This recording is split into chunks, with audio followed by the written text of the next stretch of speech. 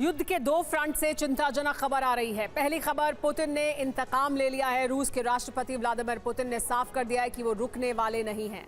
Ukraine की हर हिमाकत का हिसाब बराबर किया जाएगा।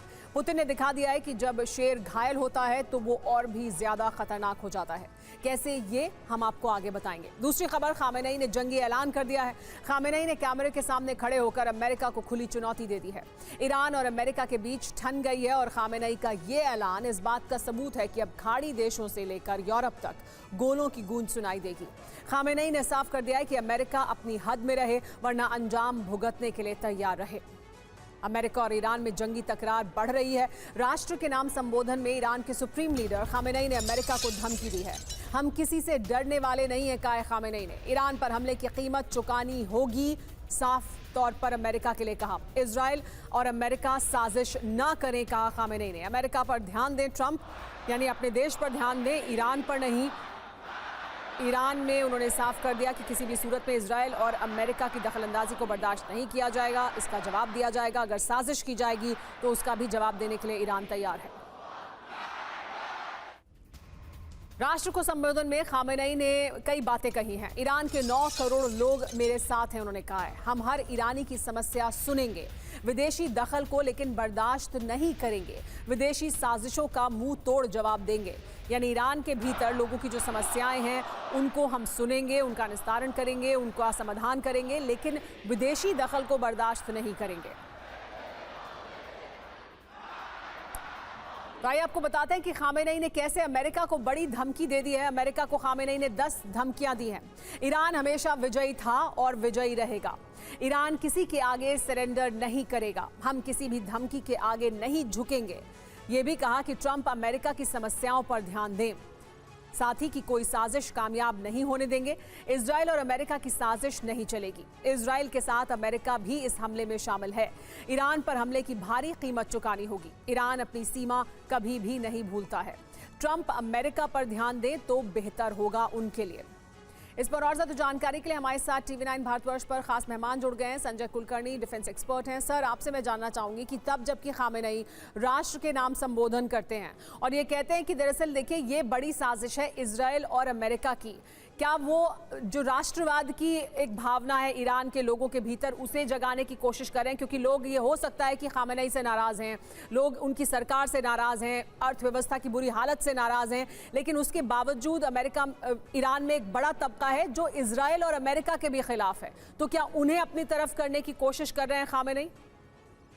बिल्कुल सुमेरा जी, इसमें कोई शक नहीं। खामेनेई कितना भी हो, उनकी पिछले 50 साल से या तो खामेनेई या खोमेनी, इनके दोनों के बीच में जो सत्ता है ईरान के अंदर, और जिस प्रकार से भावनाएं भड़काई गई, और पहले राजा पहलवी जब छोड़ करके चले गए, अब उनके लड़के जो हैं आज 65 साल के हैं, जो बिल्कुल सत्ता में आने की कोशिश कर रहे हैं। और यही कारण है कि खासकर जो ईरान का जो उनका जो करेंसी है वो जबरदस्त गिर गया, और मतलब उसकी जो कीमत है बिल्कुल कागज के माफिक रह गई। यह एक कारण, बहुत बड़ा मुद्दा है ईरान के अंदर कि ऐसे कैसे हो गया।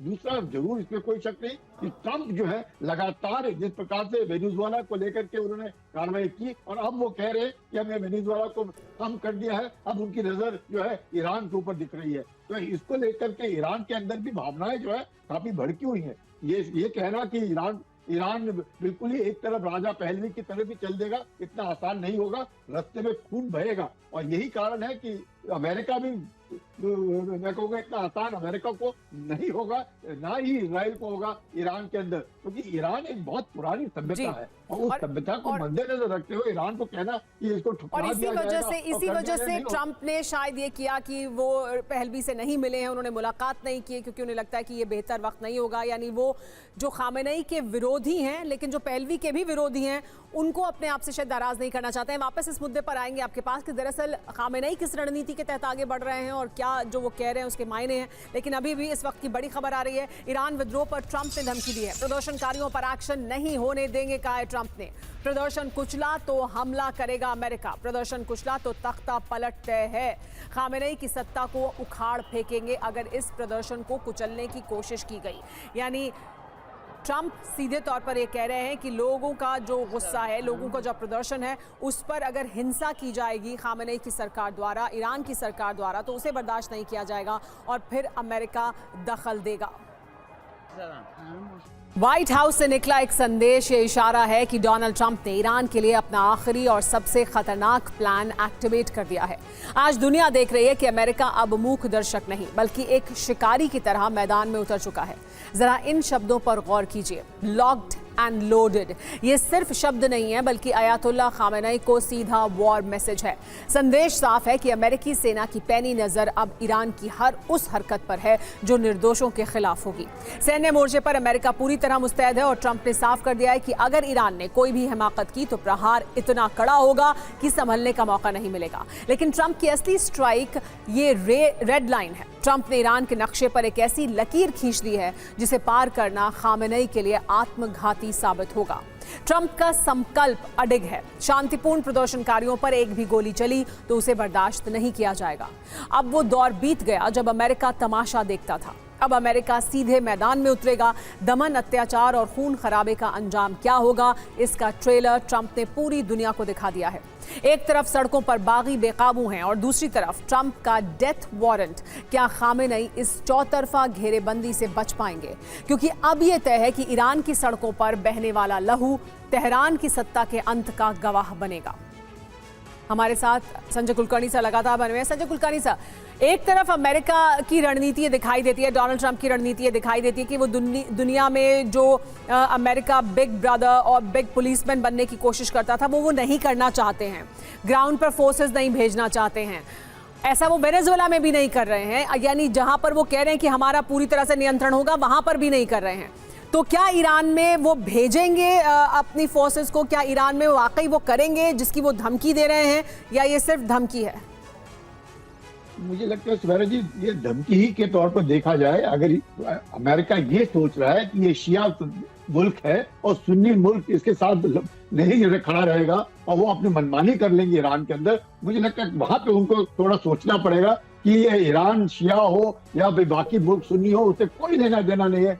क्योंकि अगर ये सब मिल गए तो अमेरिका को नुकसान होगा। मकसद मैं समझ सकता हूँ अमेरिका का मकसद क्या है। 18% तेल जो उनके पास उन्होंने वेनेजुएला से लिया है, वैसे ही 9% तेल वो सोचते ईरान के ऊपर उसका कब्जा हो जाएगा। वैसे ही सऊदी अरेबिया का तेल जो 15% है वो उनके पास हो जाएगा। तो अगर ये तेल की लड़ाई में लगे हुए तो मुझे लगता है ये जो काउबॉय टेंडेंसी है कि माई वे और हाईवे, शायद अमेरिका को अब कठिन होगा। वेनेजुएला अलग था। वेनेजुएला में वो तकरीबन अगस्त सितंबर से लगातार घेराबंदी में लगे हुए थे। वो वेनेजुएलन भी जानते थे कि अमेरिका क्या करेगा। तो ईरान वैसा नहीं है। ईरान में हो सकता है 10-1 लाख लोग पहलवी के साथ खड़े हो, रास्ते के ऊपर उतरे हो, शायद खून खराबा भी होगा। तो मुझे ऐसे लगता है कि आज की तारीख में कितना भी हो जाए, खामेनी का कुछ ना कुछ तो वहां पे जरूर बोलबाला है, दबदबा है। यूं ऐसे नहीं हो सकता कि पिछले 45 साल से खोमेनी और खामेनी के बीच में ईरान एक पुरानी सभ्यता होने के नाते भी अगर उनके साथ खड़ा है तो कुछ तो है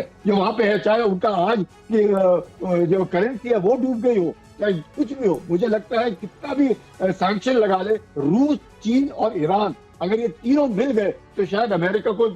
और क्या इसी वजह से बाहर बैठकर ये कह रहे हैं कि अगर गोली चली तो हम आएंगे, प्रदर्शनकारियों पर गोली ना चलाई जाए? और फिर क्या सिर्फ इजराइल सामने आएगा और अमेरिका उसे समर्थन देता रहेगा? क्या ये रणनीति है? इस पर भी बात करेंगे।